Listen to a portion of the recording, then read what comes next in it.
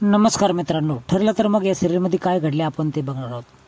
मित्रांनो, काल तुम्ही बघितलं की सायली तिच्या आईची उलट तपासणी करत असते आणि आज जेव्हा सचिन येतो त्यावेळेस ती अतोनात तिच्या वडिलांची वाट बघत असते.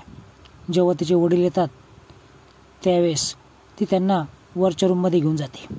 पुन्हा 2 आठवडे सोडून दाखवते आणि मुद्दामच विचारते की हा ड्रेस तुम्ही शिवलात ना, त्यावेळेस तुमच्या सगळ्या मुलींचे ड्रेस मी शिवतो असं तो सदाशिव लोखंडे बोलतो.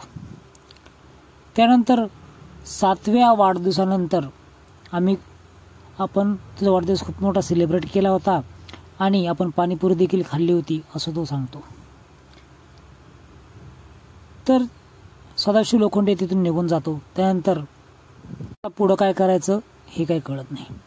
चैतन्य आणि अर्जुन बसलेला असताना ती पुन्हा केसचा संदर्भ घेते आणि विचारते. त्यावेळेस अर्जुन सांगतो की जेव्हा ते पुन्हा दोघं एकत्र येतील तेव्हाच पुन्हा प्रश्न विचार, नक्की त्याच्यातून काहीतरी आउटपुट निघेल आणि नवीन बातमी तुला कळेल. आता लगेच लिंक लागते सायलीला. सायली लगेच त्यांच्या रूममध्ये जाते. उलट तपासणी केल्यानंतर त्यांना त्यांच्या मावशीकडे असताना तो हरवली होती आणि मावशीचा ॲड्रेस ती त्यांच्याकडून घेते.